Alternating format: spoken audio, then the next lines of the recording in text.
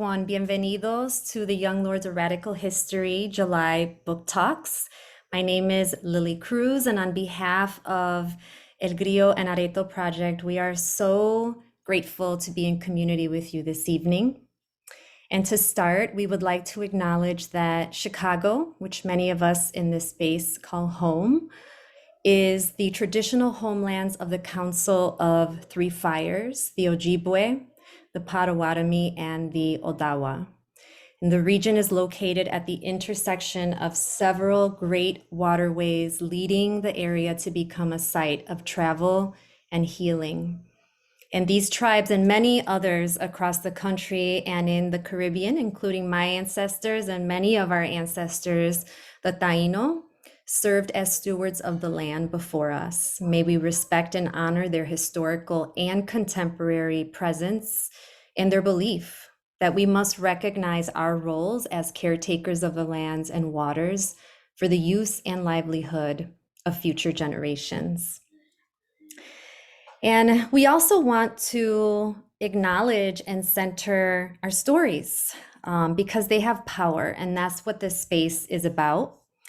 El Grillo and Areto Project is an intergenerational, volunteer-based collective of folks who aim to create experiences to engage in ethnic studies in community. We aim to study untold stories of liberation and resistance in order to heal collectively and share learning with others.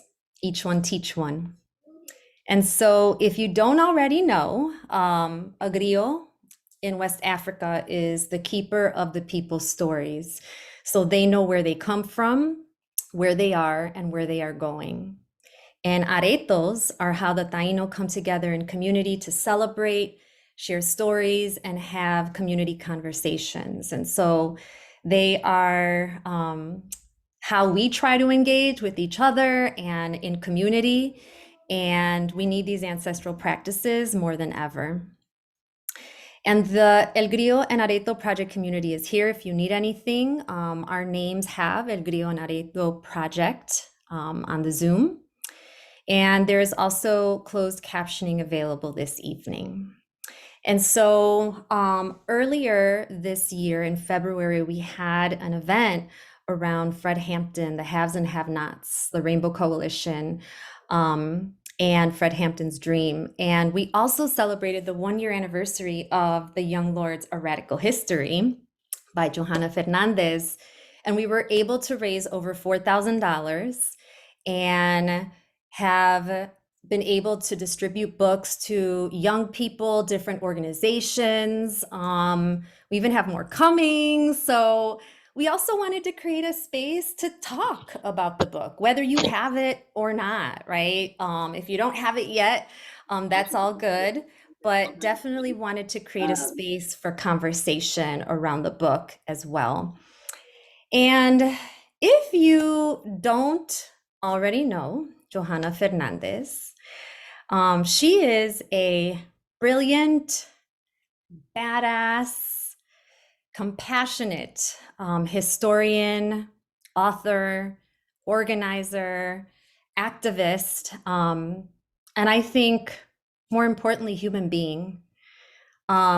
She is led by her belief in humanity and the possibility it holds. And she has been an amazing partner for El Grillo and Areto Project on so many levels. So we are so excited to have her in community with us this evening. And I am going to pass it on to her to kick us off.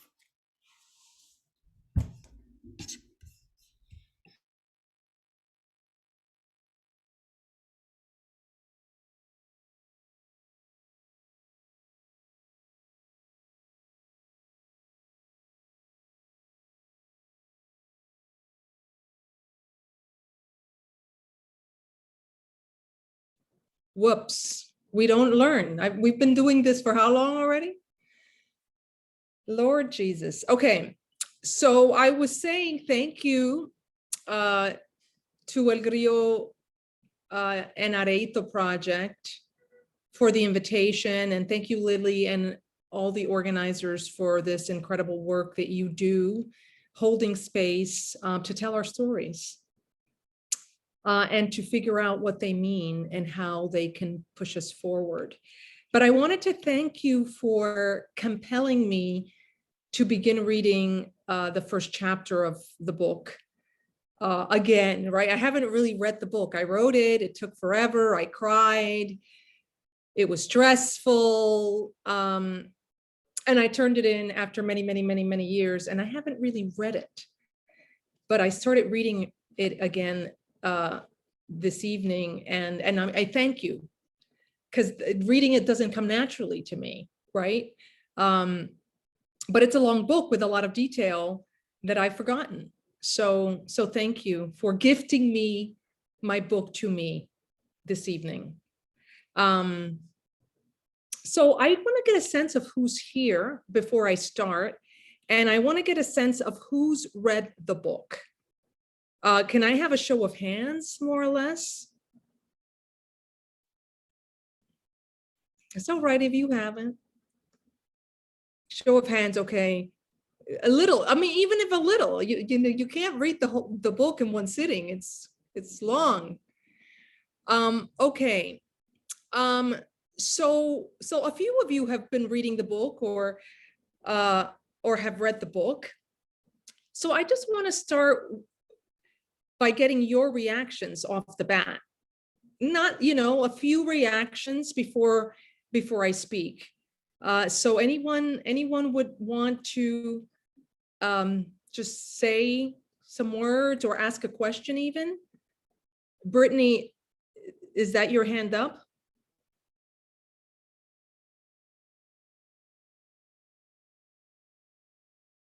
Not all at once, kids, and don't be shy.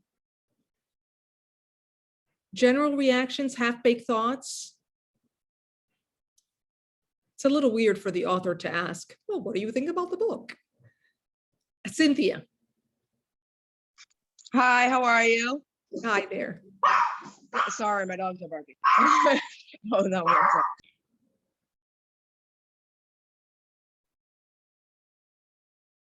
Oh, yeah. Sorry about that. I actually found the book very exciting and very knowledgeable. As a New Era Young Lord in the Connecticut chapter, I actually find it very, like I said, knowledgeable, and you know, it's great to read back then what had happened, you know, because so much of us didn't know what happened back then, and some people don't know who the Young Lords are or who was involved in it. Right. Thank you so very much for those comments. Anyone else want to chime in?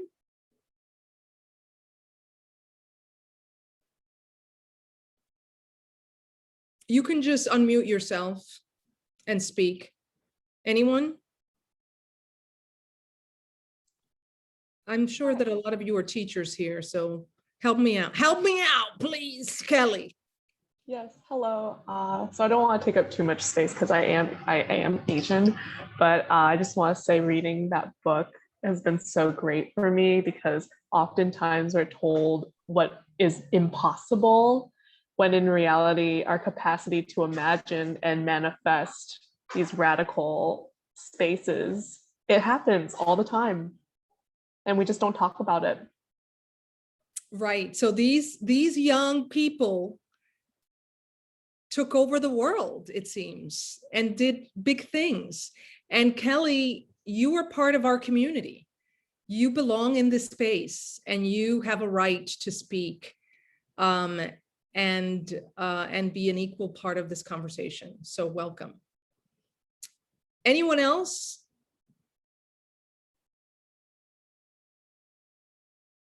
Anyone else wanna say something?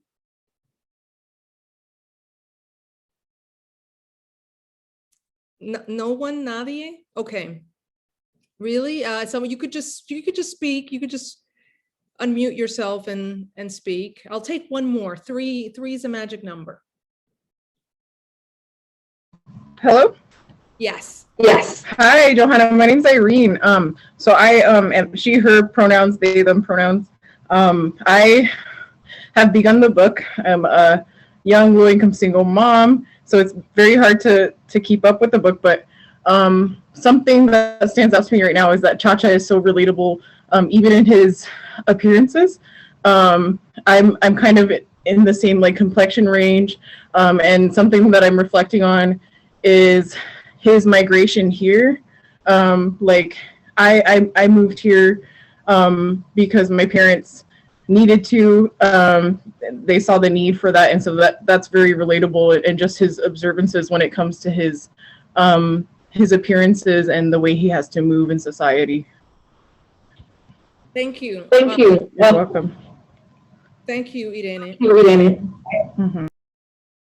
Okay, so Chacha Jimenez is the protagonist of the first chapter of this book. And you know, it wasn't easy writing this book and figuring out how I was going to tell the story, but I decided to put him at the center of the story first because of the significance of his leadership in the transformation of a street organization into a revolutionary nationalist organization that also considered itself socialist. So he was central. But I also thought that if we are going to popularize the story of the Young Lords, people need to know who the folks were who made that history possible. We know Malcolm X, we know Fred Hampton, we know Martin Luther King, we know Assata Shakur. These are household names. And the reason why I put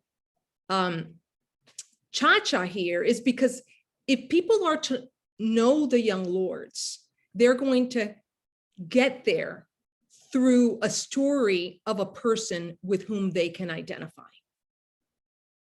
whose struggle resonates with them.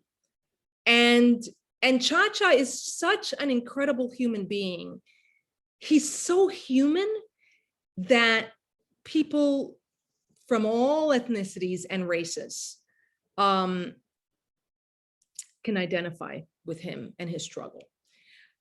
So I want to start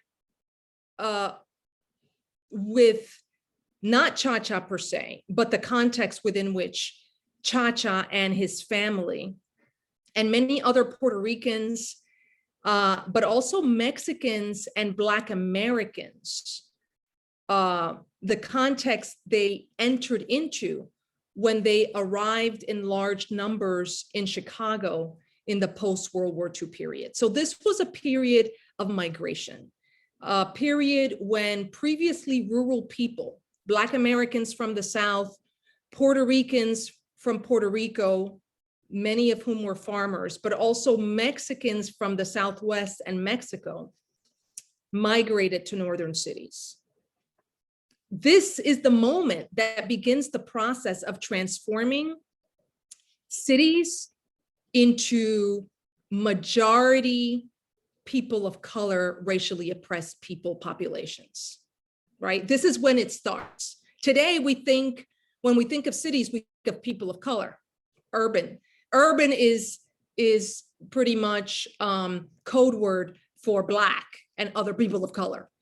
Well, that really begins in the post-World War II period. And so Chacha Jimenez and his cohort are part of this migration of people of color to core cities that's going to transform America, and the character of the city and how the city is perceived.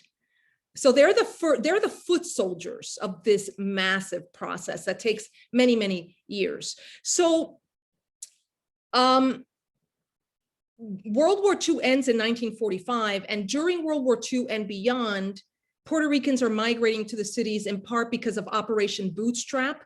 It was the United States industrialization project of the island of Puerto Rico that massively displaced farmers who ended up in cities like Chicago, New York, and Philadelphia. Mexicans were migrating during the war because there were labor shortages, and they, like Puerto Ricans, came to work in literally agricultural plantations. And Black Americans also migrated to the South to take wartime jobs that were supposedly being opened up to people of color, and Black Americans in particular. So this is in the 1940s, right? 1940s. In 1954 in Chicago, you might have read this, Italian youth firebombed a Puerto Rican store and an apartment where Puerto Ricans lived in Chicago. And this was the norm. This was in fact the norm against Black Americans, that young white gangs policed the ethnic boundaries of neighborhood through anti-Black terror. Literally, they drove people out by terrorizing them through white violence. But the targets were now Puerto Ricans. And this bombing of a Puerto Rican store and a Puerto Rican apartment led to a week of violence in which over 2,000 people were involved in brawls and battles in the streets. And the majority of people, of course, in Chicago were still white Americans, ethnic whites of German, Italian, Polish, and Irish descent. And these networks of white youth, again, as I said previously, regularly deployed terror against the newcomers, against Black Americans, and now Mexicans and Puerto Ricans. So in response to this policing of these neighborhoods and this violence perpetrated against the newcomers by working class white youth, young people of color were forced out of necessity to recreate the street organizations they encountered in the city. Now, these street organizations, which are called gangs, that were built by people of color, had a different character. The white gangs were white supremacist, racist. They were attempting to recreate the racial hierarchy of the city and its segregation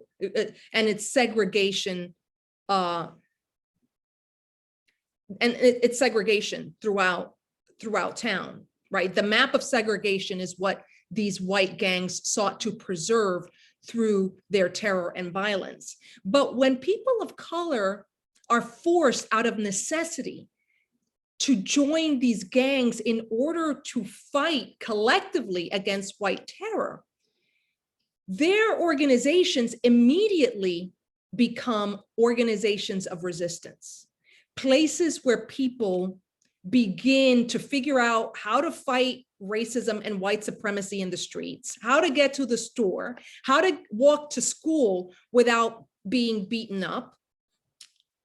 But also they begin to ask questions about who they are in relationship to the city and why this pre-existing racial hierarchy exists. What are its roots?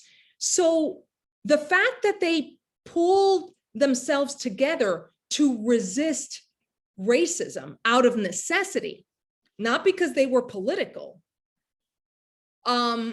immediately made their project a political one, whether they wanted it to be political or not. Comprende? So this period, therefore, and this emergence of organizations of color, ethnic-based organizations of color, is a very rich one, because Cha-Cha was not political. He got together with his boys because they wanted to get to school in peace. And there was no way to get to school in peace individually.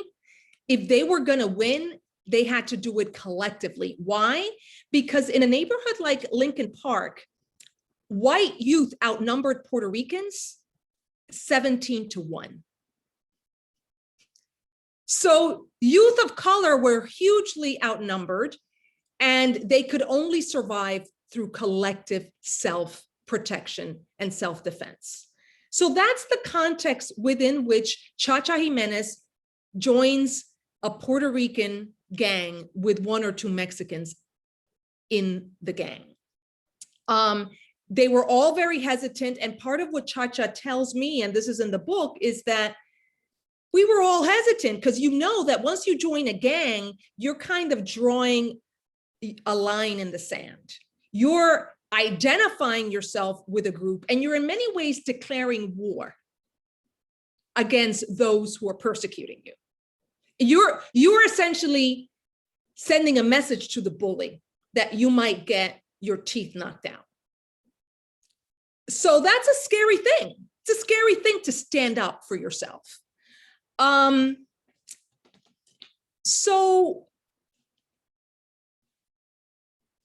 What I discovered, and of course the gang is a group that comes together for purposes of self-defense, but it also engages in all kinds of petty crime as kids start growing up. But I want to read part of what happens. Part of what happens is that the gang becomes a source of pride for people who are depicted as children of a lesser God: Puerto Ricans, Black Americans, Mexicans. Puerto Ricans and Mexicans were called wetbacks. And part of what Cha-Cha tells me is that, you know, I was called wetback, even though that's a derogatory term associated with Mexicans, but people didn't know that I was Puerto Rican.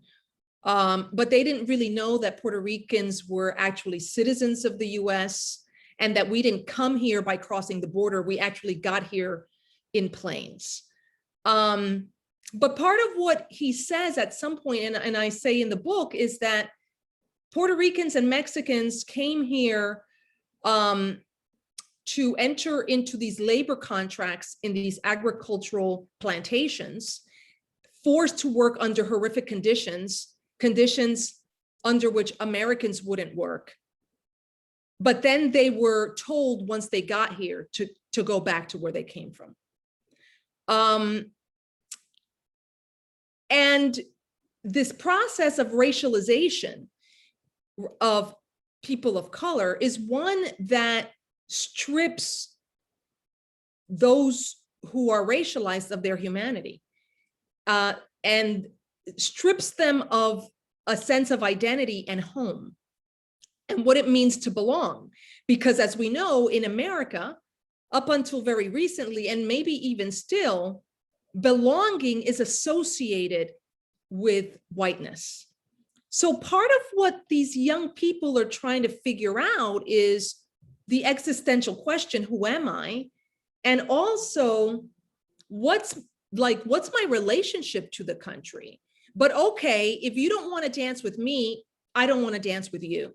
So it provides a sense of belonging and pride to people on the outside of society. Already like an incredibly political thing, right?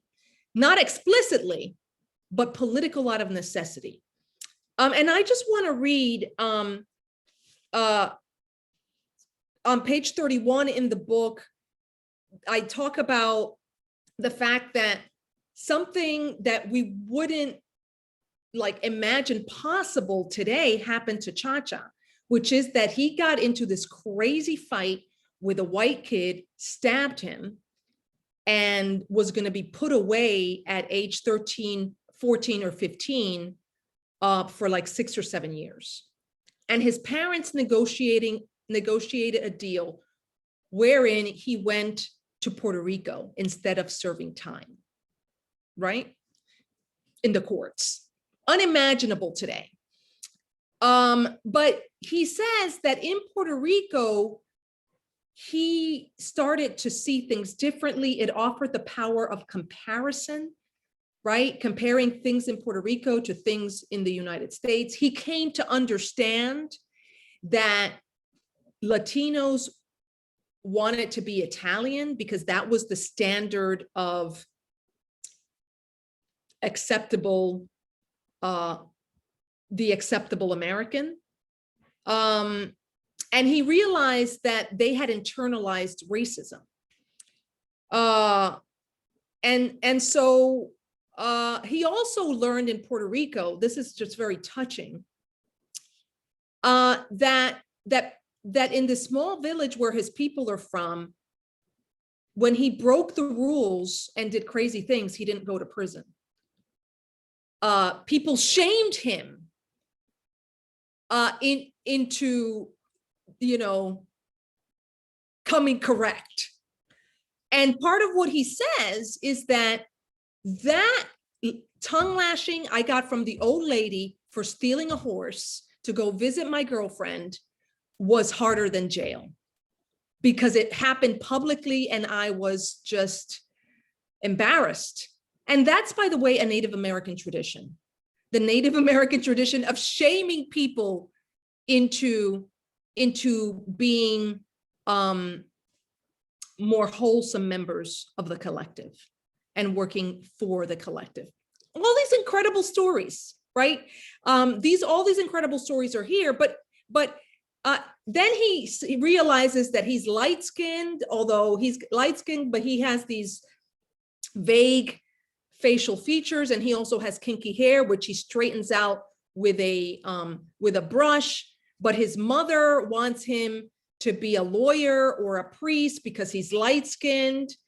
And he says, I go to Puerto Rico and I realize, oh my God, my family is Black, mixed race. Like, clearly there's a bigger story here than I ever imagined. And also I look exactly like my grandfather. And that gave him a sense of rootedness and connection that he didn't have in Chicago. But this is what he says. This is what I write. All this led Cha-Cha to ponder, quote, wait a minute, am I American or Puerto Rican? And then I write, decades earlier, writer W.E.B. Du Bois used the term double consciousness to illuminate a similar internal struggle among Black Americans, which he linked to their devaluation in a society where whiteness is the crucial marker of belonging. In this world, the Black people must, at great existential pain, assemble a sense of themselves through the lens of a society that denies their humanity. So I read this because this theme is one that all people of color share. How do I rid myself of the self-hatred that has been instilled in me, because I live in a society where to look like me is to not be human, to be lesser than.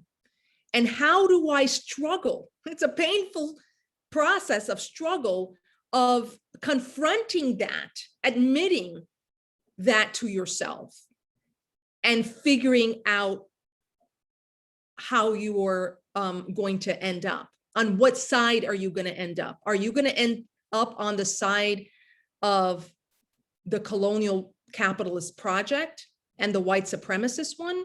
Or are you going to end up on the side of the racially oppressed and uphold their humanity and their badassness and their brilliance and fight for something larger than yourself in that process? So that's pretty much what this first chapter is about. It's the struggle, the internal struggle toward self respect and pride, but a decision that Cha-Cha Jimenez takes to throw down with the most demeaned group of the period, Black Americans in the Black Panther Party.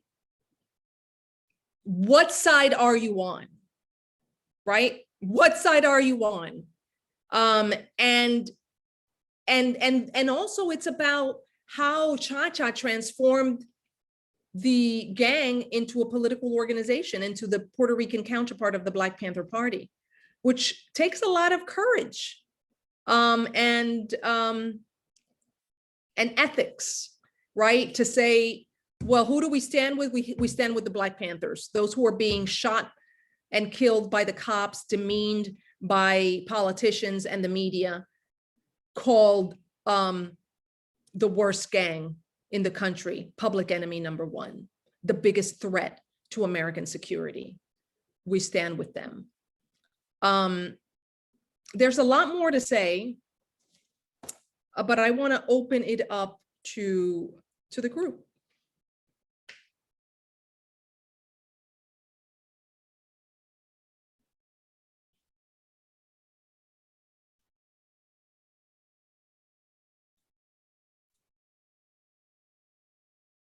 Reactions?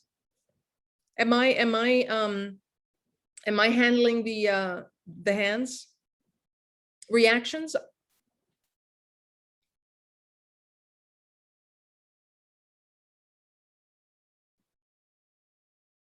You can just unmute yourself. I just had a question. I watched the like a YouTube of his, like a 3-part series, I'm sure we all have, where he looks like he's in a school or something sitting down. And he was saying that he was in the Young Lords, I think, before it became political. And then he went to jail, and that when he was in jail, there was a security guard, I guess a Black security guard, that made him feel bad for trying to speak Spanish, telling him he's not, Spanish enough. And then, like, I guess all like his fellow Black and brown prisoners were like montándose of the guard, right, or of the officer or whatever. So I just want to understand that, because I think that, I'm not sure if I understood the book correctly, but I think it made it seem like he started the Young Lords to be political, and I just want to confirm if it was either him starting the Young Lords to be political, or if it was already a gang that he made political.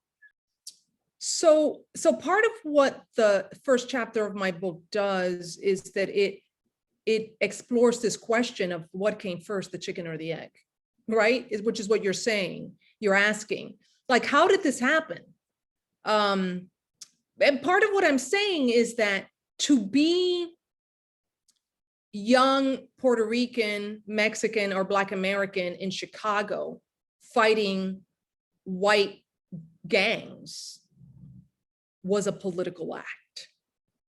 Off the bat, whether you knew it or not, whether you even knew, because you were fighting the power structure. You were taking a stand and saying, I'm a human being, I have a right to the city just like you do. And I'm going to defend my right to the city by forming a gang and walking to school together and repelling the white terror. So it was a process. Cha-Cha was not political. He was not political at all.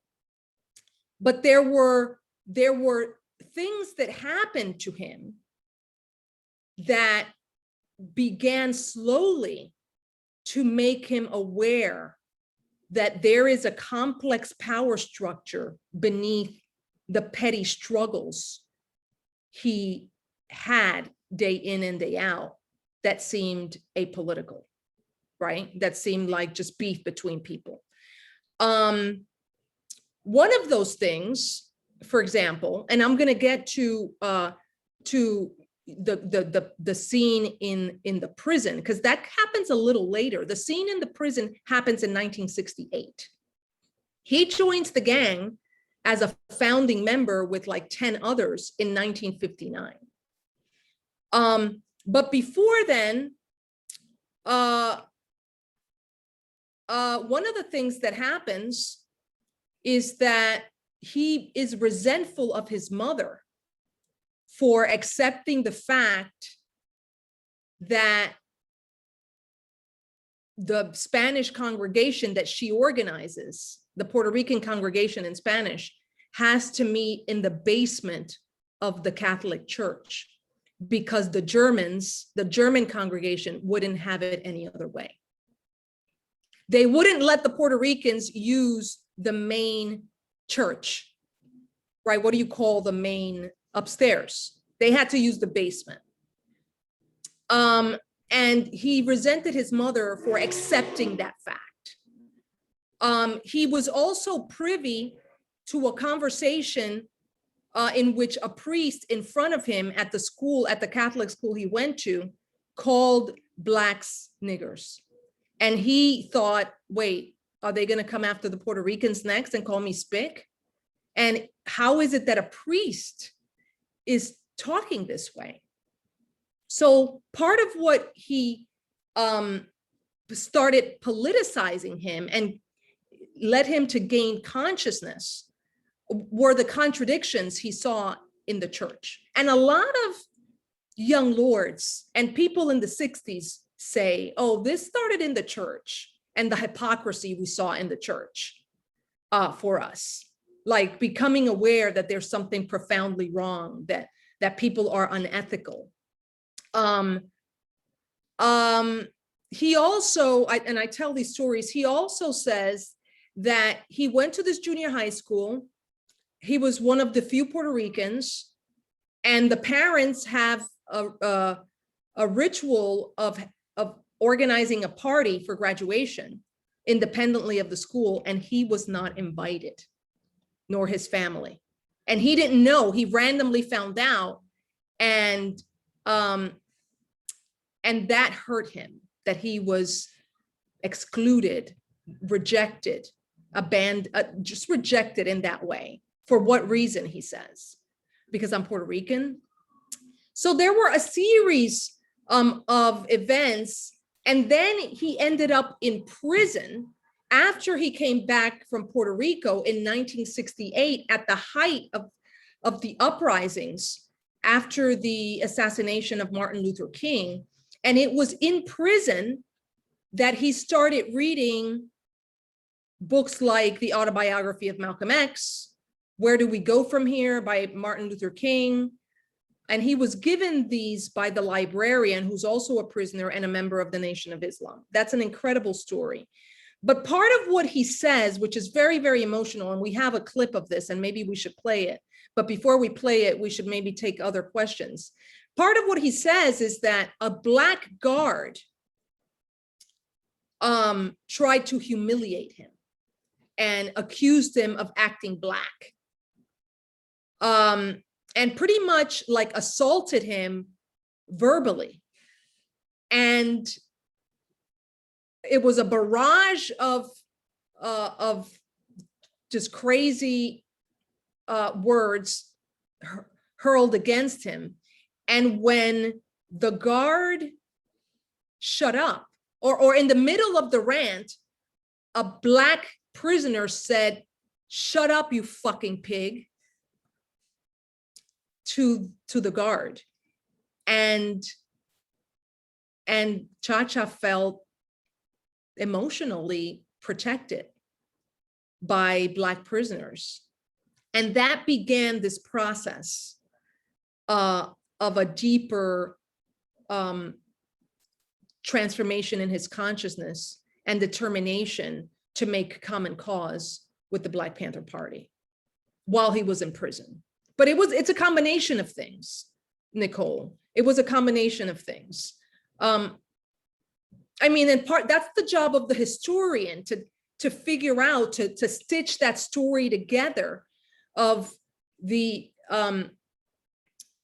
different forces that came together and the individual actions that were taken, which finally led to this Herculean transformation of a gang into a political organization.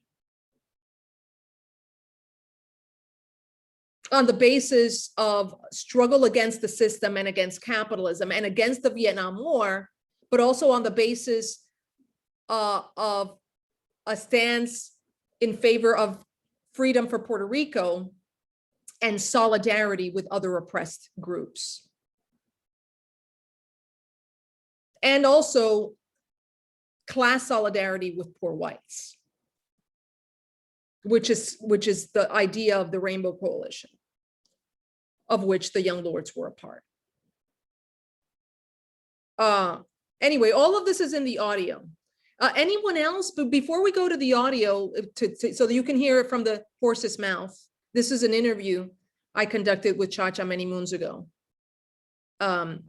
Any other reactions, questions? Nicole, did that make sense? Yes.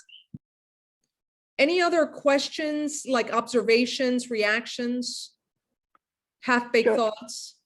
Johanna, Jose had dropped in the chat. He wanted to know the distinction between being political and being politicized. Excellent question. So when you are political, there's a level of conscious, deliberate questioning of society and an attempt to understand the root causes of social problems. You see the world around you and you say there are problems, and these problems have something to do with power and the economy and something called structural racism and white supremacy, right? That's very deliberate. That's you being political. And on that basis, you're going to organize with others to do something about it, right? So that's you being political. Although there are different levels of political, people have a sense that there's something wrong. They might do some reading, but they don't organize with others to change society. Now, becoming politicized is the process wherein, through a complex chain of events, you come to see for yourself through your own personal experiences that shit is fucked up. And it's fucked up because there's a system, because of colonization, because of capitalism, because of the racism that emerges as a result of the enslavement of Africans and the displacement from their lands violently of Native Americans, both of which are necessary for the birth of capitalism. Right, so those are big things, but when you're becoming politicized, you learn. So for example, Cha-Cha tells me in an interview, I started getting arrested, and I started getting arrested because I was acting out. After I learned that my family was excluded from the junior high school graduation, I didn't want to have anything to do with anyone. And I didn't want to talk to my mother either, who wanted me to continue to go to a Catholic school. And I started getting into trouble, and I started getting arrested. And what you learn is that once you get arrested once, you're easy fodder for cops. They just come after you. They just come after you. So Cha-Cha's experience gave him an analysis of how the cops function and what they do. He didn't have to read a book. He's like, it didn't matter whether I did it or I didn't do it. They were going to come after me because I'm already in the books. Boom. So that's the process of becoming politicized through your own personal experience, of making the unseen seen in terms of how power works. Like, we go through society not really understanding how we've been socialized in crazy ways, to be anti-Black, to hate ourselves. He was straightening his hair with a comb, like Malcolm X. Malcolm X was doing the same. straightening your hair out with the comb. Why? Because because curly hair is associated with blackness, and blackness is bad and ugly. So he came to consciousness, and he became politicized in part because of the atmosphere of resistance and critiques of American society of the movements of the 60s, created by the movements of the 60s, the anti-war movement, the civil rights and Black Power movements. So critique and change and revolution was in the air. But even when I interviewed him, and I quote him in the book, he's telling me how his guys are desegregating public spaces, white public spaces in Chicago, just by fighting people. Literally going to the beach, the white area, the white section of the beach, because it's close. It's close. It's a hilarious. Like, Cha-Cha is just hilarious. He tells these stories so beautifully. He was like, we were close to the beach. We wanted to go to the beach. Do you want to go around the world to get to the beach? He asks his boy, and they say no. You want to go to the beach? Yeah, I want to go to the beach. Let's go to the beach. They go to the beach. They fight the white kids, and they establish a foothold in this white section of the beach. That's how desegregation happened in urban neighborhoods, not through, in some urban neighborhoods and urban spaces, not through organization, but by people fighting and standing up for what they perceived they were entitled to, a piece of that beach that's right close to where I live. Why should I have to go 5 miles to the beach where people of color are allowed to go? So that is a process that's a process of radicalization. That standing up and fighting that structure requires an enormous amount of entitlement to rights, which their parents didn't have. Right? I tell that story. Okie doke. Anyone else?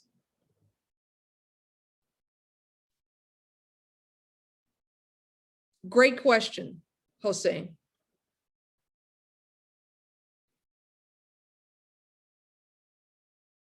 Anyone else? Any other comments, reactions?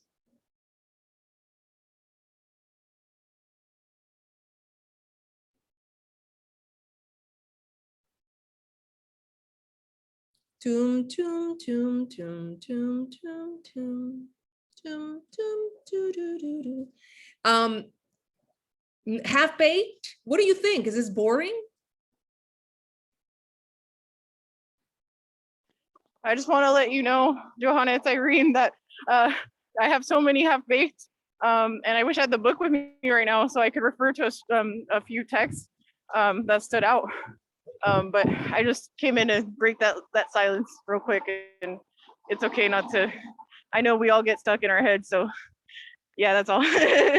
Totally, no, totally, absolutely. Anyone else?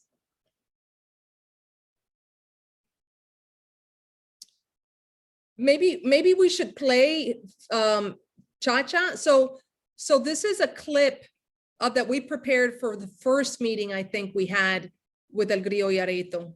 And it's it's just Cha-Cha at his best. Cha-Cha, all the young lords.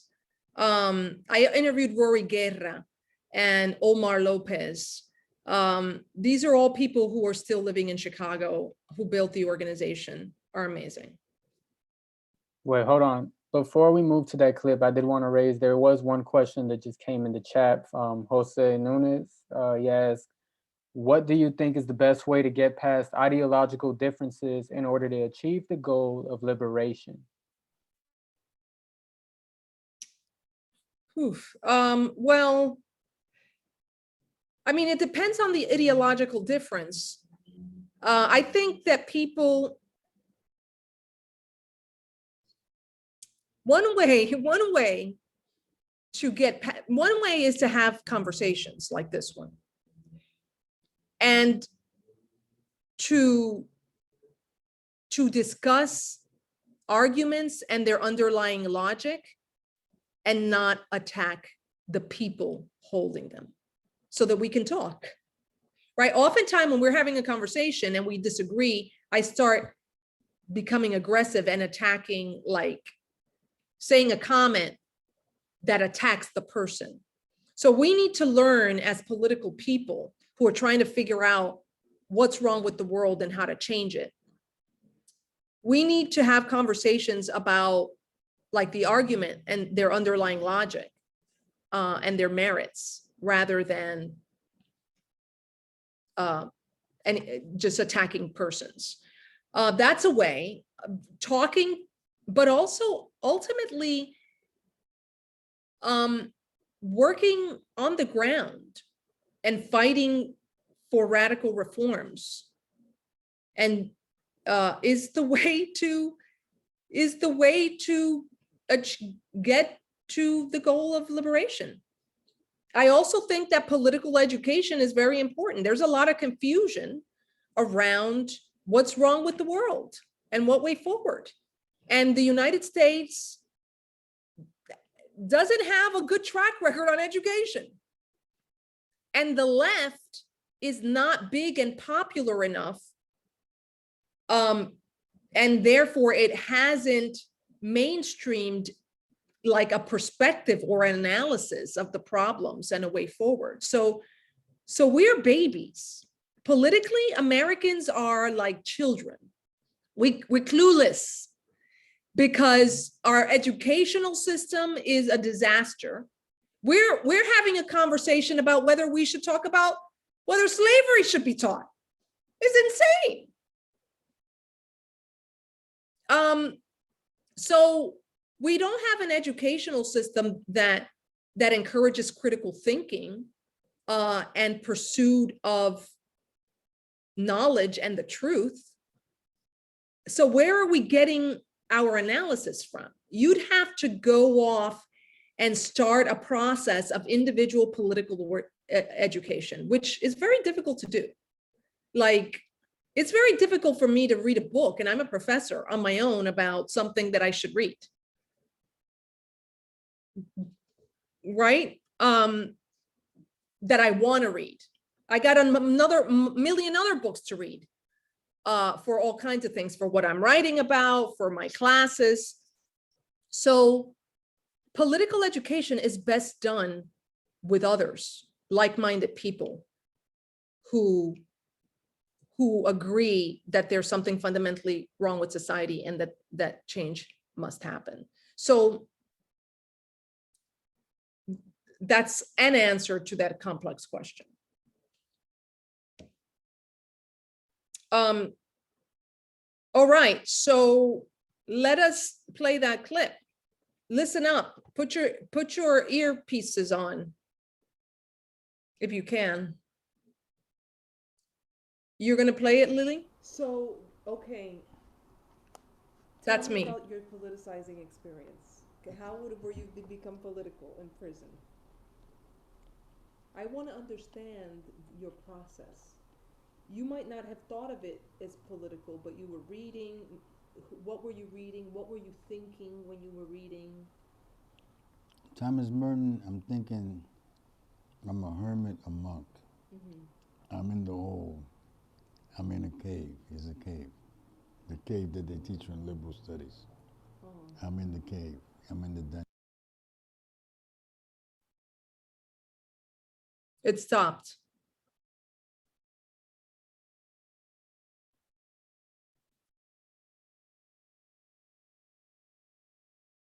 Sorry about that. Hold on one quick sec. Let me try that again.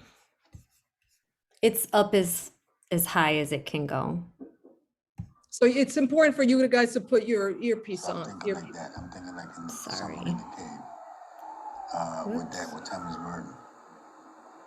Martin Luther King, I'm thinking like the Christians, the lions, being fed to the lions as a victim and stuff like that. What did Malcolm you X. read Malcolm from- X. I'm thinking this is a bad motherfucker. I'm a gangbanger.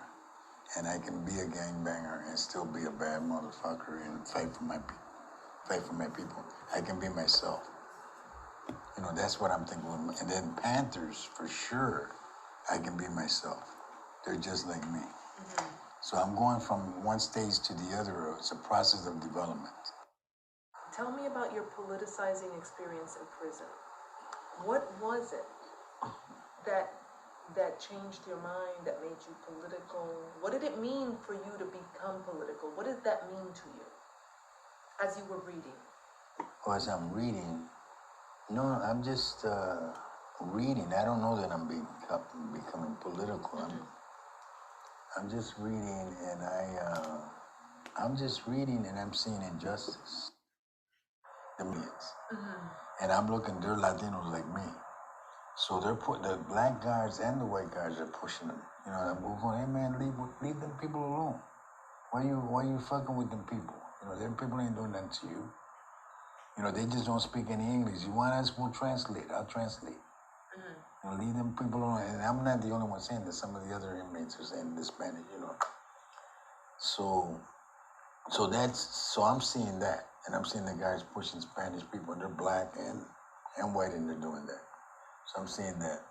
They're coming in, but we're in the cell house, so they got to come in, and then they ask them questions right there. They shake them down and ask them questions. African American writers. Right, and the Latinos first, and the African Americans are coming through. So. And why were the farm workers arrested? Because of yearly raids, an annual raid. They did that annual, and they put them through there. Okay. And take a few to make a big case for the TV. Right. Okay. So, but I mean, I know that now. I didn't know that then. So then I'm translating, and I'm reading the books at the same time and all that. You know, let me tell you something. Como a ti te va a gustar esto, porque a ti te gusta lo africano. This cop, this is the most insulting thing that can happen to me. Degrading thing. Because remember, I'm thinking I'm a Puerto Rican. I don't see myself as light skinned, as white or anything. I don't see myself as that. I'm just natural from the neighborhood. I have no perception, no knowledge, no other thing outside of me. World. I'm just like what it is, and I'm living my life. It's my world. It's just life. I'm not thinking. I'm not analyzing nothing. So I'm in the jail, and I'm just like I've been in jail half of my life already. You know, so this is just another time. You know, I'm in there doing 60 days. I get out of here soon. One day, this one black guard. So he gets up and he decides to pick on me out of anybody. And then he says, oh, you're fake. You're trying to act like you're black. You're not black. And I'm going like, what the fuck is wrong with this motherfucker? To myself. I'm not bothering this guy. I'm not, you know, what the fuck's wrong with him? You're not black. You're just trying to pretend like you're black. I get stunned. I'm not expecting him at all to come out of nowhere, out of the sky blue. So while he's telling me off, the whole place is silent. And that's making me even more embarrassed. Because I know everybody's listening to this motherfucker. So he's just telling me off like 10 minutes. I mean, it felt like an hour. I don't know how to answer him back because he's got me all messed up. I don't know what these other people are thinking. I'm hurt because I'm thinking I'm one of the crowd and this guy just took me out of the crowd. You know what I'm saying? That's really the big hurt. So I don't say anything. I want to say something. I'm trying to figure out how am I going to say something to this guy? But I'm stunned. I can't even think. All of a sudden, one of the black dudes said, shut the fuck up, you pig. And everybody else, yeah, shut the fuck up, motherfucker. So they defend me. So that part felt good, but it still stunned me. You know. So so that really had an impact on me there. I'm a fucking Puerto Rican. Why am I being treated like this? I think that got me more determined that I needed to do something for my community. I felt that they don't understand who we are. You know what I'm saying? That we need to educate people on just who we are. You know, we're in the same boat. You know, they don't understand. That was one thing. I felt a need that we needed to educate people about Puerto Ricans, about Latinos and that. So that's what I think I felt that need to educate people about us. That people didn't know who we were. That we didn't fit in here, we didn't fit in there. We needed to have our own identity. So then I'm dealing with identity, right? Because this guy just called me a white boy. Right. I'm going, oh, I'm a white boy, but I'm not. You know, I know I'm not a white boy. I'm thinking, you know, I'm part of the in crowd. This guy's trying to take me out of the in crowd. I felt so good when, but I felt bad. I mean, I was still, even though this guy defended me and my cousins and all these other people, you know, because they joined in, you know, they tore his ass off. I mean, you know, you fucking pig as hell shit. So, but I'm still hurt. What is this hurt? What is this hurt thing que tú me estás hablando a mí? Dime. Yo Por favor. estoy sufriendo. I'm suffering so much. You're suffering. No, but this comes up. How is it that were you sensitive growing up? Because you're a gangbanger. I'm a victim. The victim role I played well. Huh? I played the victim role well. What do you mean? Well, that's my best role, is the victim. You know, this is Bobby Seale's role, right? The victim, you know, he's handcuffed to the chair. So I naturally, before he even came up with that, I was playing that anyway. So that's the victim. You're being victimized as a people. So that's what I'm saying. That's the role that I've played, but then also the victim, you become the victor, you know, I guess. Victor. Right. So I learned later to play that role better. That role. That's more important of the victor. Don't tell me how we're being hurt. Tell me how we're gonna get out of this shit. And what else? Any other conversations you have? You mentioned that you had a clash with the NOI guy who was giving you the books. Oh, the librarian. So we're talking, and he's talking political to me, you know. No, go ahead. So he's talking political to me. The NOI guy, the librarian. I mean, he's kind of interested. He's trying to educate. He's doing organizing. And, you know, I'm not realizing what he's doing. He's trying to organize, but he's not trusting me. You know, me está mirándome. No trust. I know you look like a blue-eyed devil to me, but you are related to this other guy, and maybe we can talk. At least the other guy's not talking political, but you are. See, my cousin wasn't talking political. He's just a gangbanger. I mean, he's just an inmate, you know. But so this guy's saying, you know, I'm actually talking political to him, I guess. I'm asking him questions about, well, what do you think about this or whatever. I don't remember our conversation, but we were talking about the book. You know, you like this book or, you know, whatever, you know. I don't even know if maybe he recommended the book. So he might have recommended Malcolm X to me. I don't think I knew who Malcolm X was until I read the book. You didn't know who he was? No, I didn't know who he was, no.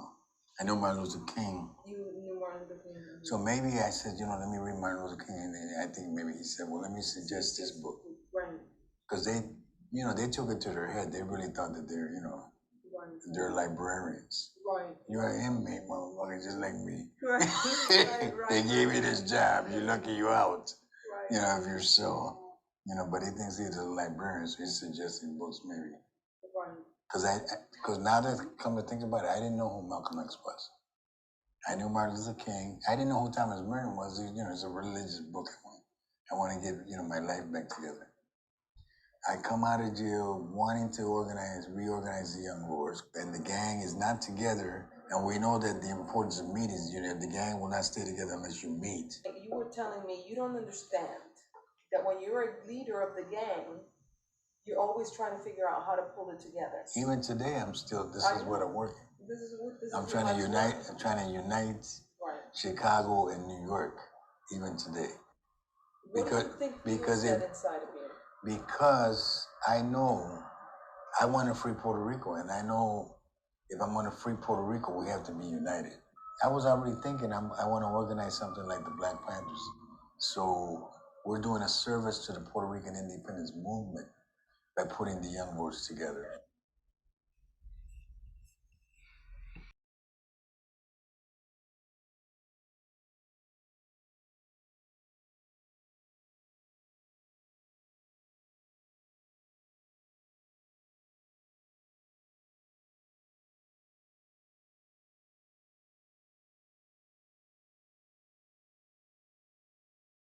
Suchacha? Yeah, I just want to say, like, even just from reading the book, he sounds like a hilarious dude. And he's such a visual storyteller. And I'm kind of curious, like, how did you meet him? How did you get in contact with him? Oh my God, I don't even remember, but I was living in Pittsburgh. I was teaching at Carnegie Mellon. I was on a postdoctoral fellowship in Pittsburgh, which might as well be the Midwest. And I traveled to Chicago to find him. And what was fascinating about Chicago, because I had already interviewed the New York Young Lords, not all of them, but a lot of them. When I show up to Chicago, I find him immediately, or he meets me there because he wasn't living in Chicago, and all the Young Lords show up. And I'm like, no, no, no, no, no. I want to interview him alone. And they're like, no, no, no, no, no. You're going to interview us all together because we want to correct him. We want to make sure that he gets the story straight. So it's interesting because that's not the case with the New York Young Lords. They weren't a gang ever, but these guys rolled together. Cha-Cha shows up and they all show up. And they have a completely different vibe. They're like close to the soil, and they're just more straight up. There no egos. There's less ego involved with the Chicago Young Lords, for sure. And they make fun of each other. That's how they resolve their conflicts, by the way. They make fun of each other. Yeah, it's a pretty amazing experience with the Chicago Young Lords.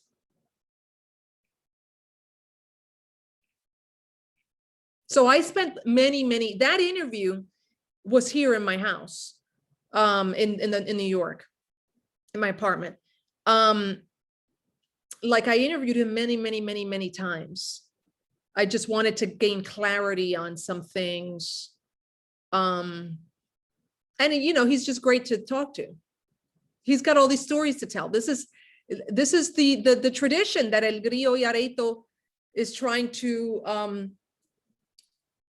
bring back, right? To exercise the storytelling. It's part of our traditions that we don't, you know, honor. So important. Yep, making fun of each other is totally our love language. Oh my God, yeah.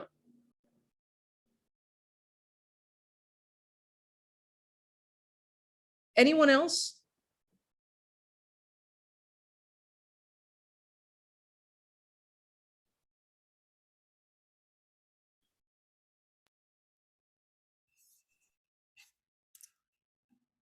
Okay, well, gosh, I know we're over, but like, it's just too good. You just want to keep listening to all of it. And I have listened to that audio so many times and it never, ever gets old. I still laugh and smile at the same places.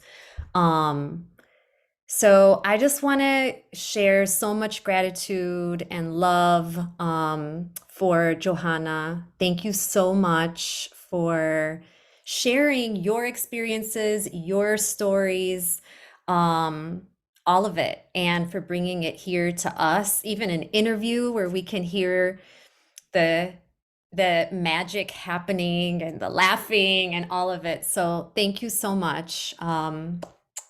So grateful. And yeah, we have 2 more book talks coming up in the next 2 weeks. So Sasha just dropped the Eventbrite info. The next book talk will be around the 13-point program and platform. And that kind of middle of the book So we hope to see you there. And everyone, we hope you have a good night. Be well, and we hope to see you back next week and in the next couple weeks.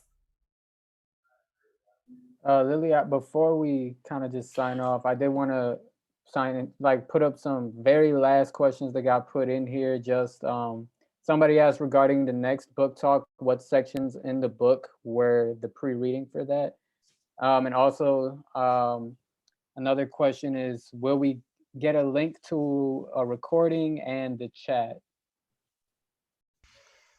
Yes, we will share on social media the exact chapters. So we can definitely do that, and we'll also post it on Eventbrite.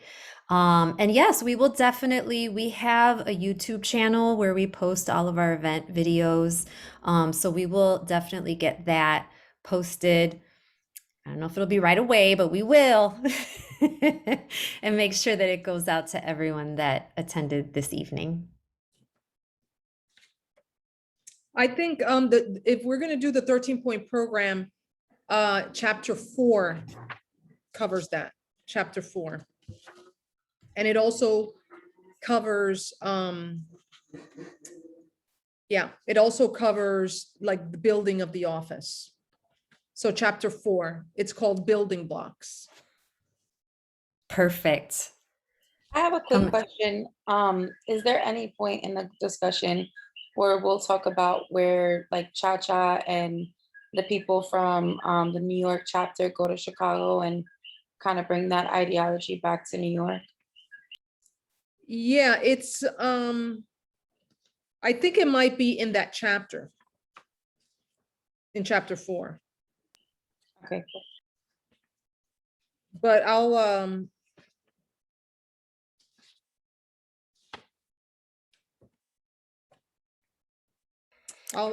find out. But I think it's before that. Maybe it's in chapter 3. Yes, I think it's a little bit before that, but we can definitely include that as well in the next book talk. I have to ask Nicole, are those cookies? Are you in PR? Yes, I live in Puerto Rico. I'm from New York, but I live in Puerto Rico. Okay, every time you unmuted, I was like, I think those are cookies. I gotta ask. Yeah, in Puerto Rico, Amazing. like right now it's like late. Like even though it's like 8 o'clock, it's like, okay, now it's time to go to sleep. So I'm like winding down. That's why I didn't have my camera on the whole time. But yeah. Yes, yeah, love it. All right, any other questions? I'm wondering, every time I leave a meeting, this is Irene, I always wish that we could go longer. And so I'm wondering if there's a way to connect other than just on the calls where people can kind of self-organize meetings together. So like maybe in between these official meetings, people who attend this might want to kind of continue that conversation throughout the week. And I know personally, when I leave calls due to anxiety or just being overwhelmed or creative thought process, thoughts come back to you after you leave the call and you're like, wait, I wanted to talk about that. So I'm just wondering if there's a way to like organize, maybe people can like vouch in for an email kind of separate, but kind of jointly, so that maybe we can organize more in between meetings. Yeah. That's a fabulous idea. So important. And I'm wondering, Shannon, because I know you're like super just great at the social media conversations. We dropped in our Instagram address. I don't know if there's a way to do it that way, or we can try to figure out another way to be able to do that. This is Shannon here. Another idea is if maybe anyone who's interested can email us, and then we can send out a follow-up email of like what channel we can chat with. We do have a Facebook group and page, the Instagram as well. But also I also encourage you guys to just connect privately as well. Maybe someone else can start, like Irene, you can start like a signal chat or something. Always a great way to connect with the fellow folks in the group and keep the conversation going.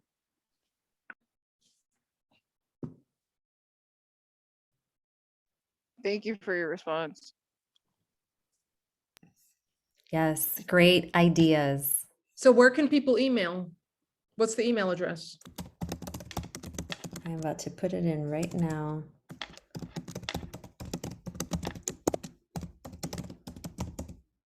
So El Grillo and Areto Project at gmail.com.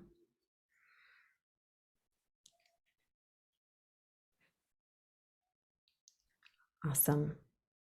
All right, last call. Last call, anyone? Oh, Jose, go ahead.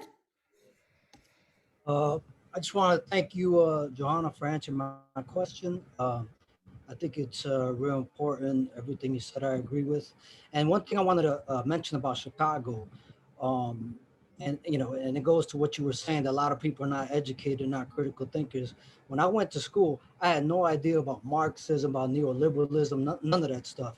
And when I learned about that, and I learned about Chicago school, and I tied it to what I seen on the streets and what we were going through, I got really angry because I was uneducated. I didn't know what was going on. And a lot of people here in Chicago, I mean, that's a conservative, if anybody knows about neoliberalism, it's a conservative form of economics. And it's choking us here, and it's choking Puerto Rico, and it's choking the globe. And I think if and it's hard to explain to people because they hear neoliberal, oh, that's liberals. You know what I'm saying? So it's like, it's just really, it was really hard in Chicago. Chicago's very parochial as well. And I think that's maybe, I can't speak for Chacha, but I think that's a lot what he went through. Here, the hyper segregation of racism from ethnic whites, extreme. I mean, I've dealt with it on the streets. I probably caught the tail end of what was going on. I grew up in the 80s. So, I mean, and a lot of that shit pisses us off, but there's no place to let that stuff off. There's, nowadays you have the new era of young lords and people coming out and understanding that stuff. But yeah, I mean, it's frustrating, when you feel alone and you have these ideas and you're like, well, how come nobody's fighting this back, Right. So that's all I wanted to say. Yeah, and in the book, I actually addressed the root causes of this white parochialism, like where it comes from. Very important. Chicago, listen, writing about Chicago was probably the hardest thing I did in this book. Just figuring out the city. I'm also not from Chicago, I'm from New York. So I was like, Jesus. It's a completely different culture. With real white terror in the streets, in ways that was not as pronounced in New York, but also the way the city's organized, all of that, I think I did well in this chapter because I had to. It was kind of like the last chapter I wrote too.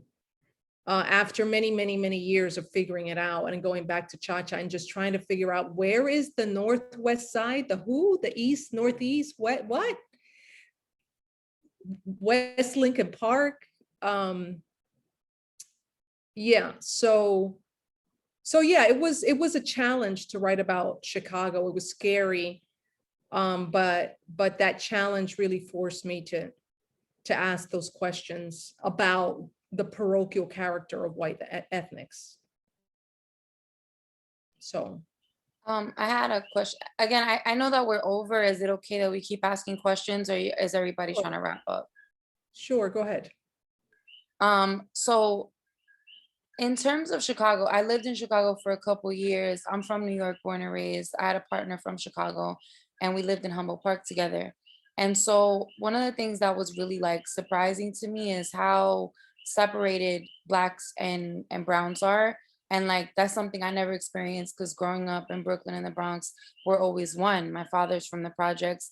Like the idea of somebody telling Cha-Cha that he's acting like he's Black, my dad somebody would say he acts like he's Black, but when people hear, my dad is paralegal, so when people hear him on the phone and they see him in real life, like, oh, I thought you was Black. And he's like, no, Papa, that's who I am. But it's one of those things where it's like, it's a shocker to me. So me voy a poner para leer el libro, but I had a question in terms of, like you said, it was very difficult kind of like tracking what went on with the young lords in Chicago. We don't hear a lot about what happened once. For me, in my mind, it's like young lords started in Chicago, and then like in New York, things start like going off, and then we don't really hear a lot about Chicago. So is there some information, maybe, I mean, I have to like ponerme para el libro, pero if there's any information that you have in terms of like what happened in Chicago once like things started picking up in New York. Well, I talk about that in the book. The folks in Chicago continued to organize, but they were also under an enormous amount of repression under the Richard Daley administration, which the Young Lords didn't experience in New York. So the Young Lords in New York were operating under a liberal Republican mayor, which is a contradiction in terms and doesn't exist anymore. But there was such a thing known as a liberal Republican mayor who literally figured out how to, in some cases, protect the Young Lords from police repression. In Chicago, it was the opposite. The mayor unleashed the police on the Black Panthers, right? Assassinated Fred Hampton. And that's the context then in which the Young Lords have to operate in Chicago. So Cha-Cha has to go underground. He gets picked up and arrested a million times. You can't underestimate the extent to which the assassination of Hampton and Clark have an impact on the city and its activism. That's terror. That's state-sponsored terror unleashed against radicals.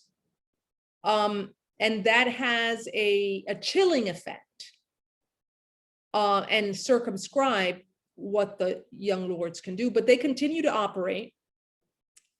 But they're fractured. They're underground. They start to travel, like Cha-Cha starts to travel to Milwaukee and to LA and other places. So that means that your base is weakened, right? That's your base where you are, what feeds you, what gives you life is seriously weakened. And then the New York Young Lords split from the Chicago Young Lords, right? A further weakening of the movement. But all of this is in the book.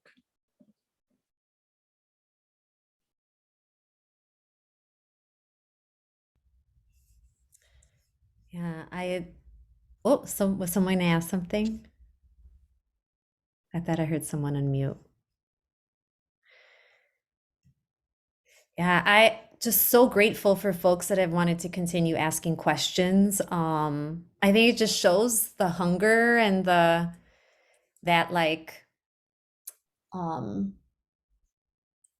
longing and that searching that people want to understand. And it also reminded me that, thank you, Shannon, for this, and just speaking to Jose and just speaking about not knowing like our education system and what it keeps from us, is that we're actually hosting a Young Lords Liberation Summer Camp in Chicago early August.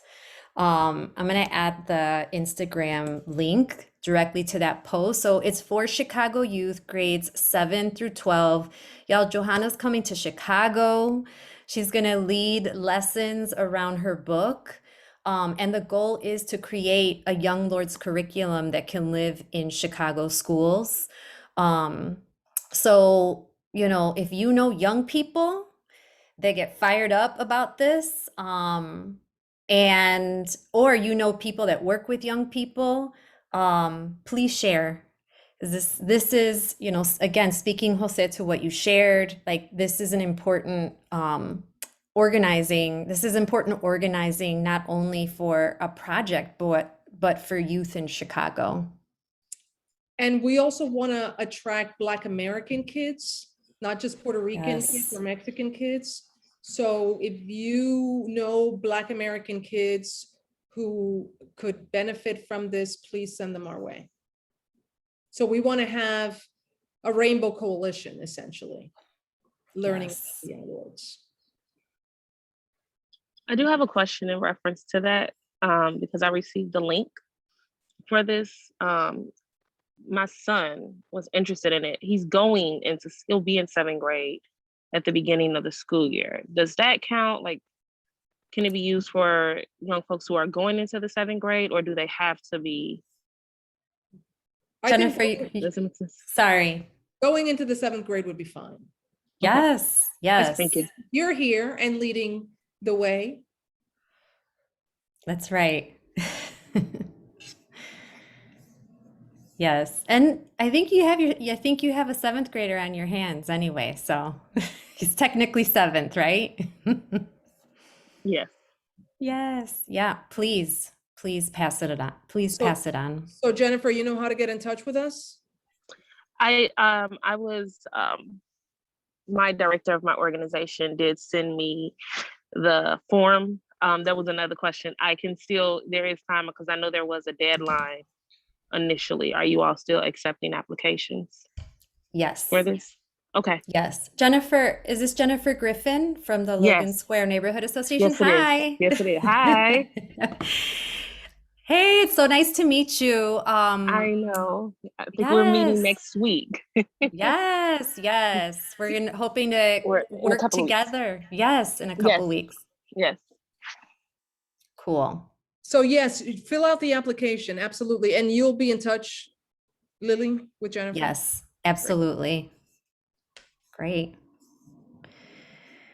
All right, y'all. Now I feel like I can't say bye and end the call.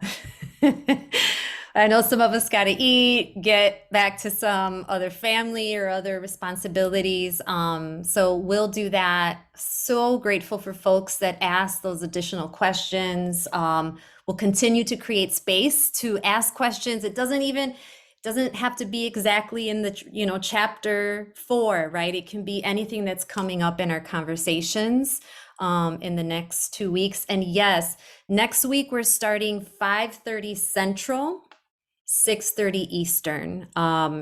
It's the 1 week where it's a little bit earlier. Yeah. Cool. Johanna, I got that right? Your face has got me wondering. Yeah, 6:30.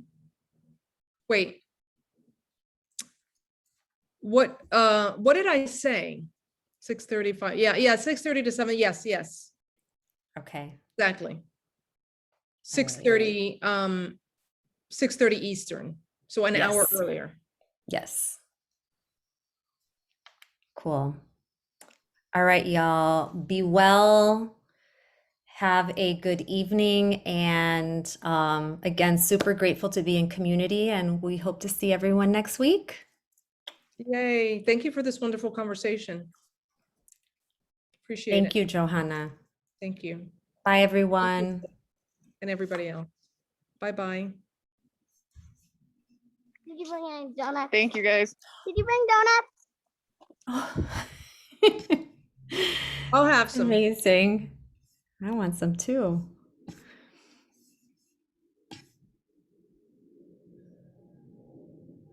Thank you. Adios. That's right. Wave that flag. I see you, Jose. Wave it.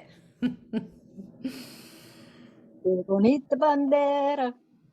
There we go. All right. Adios.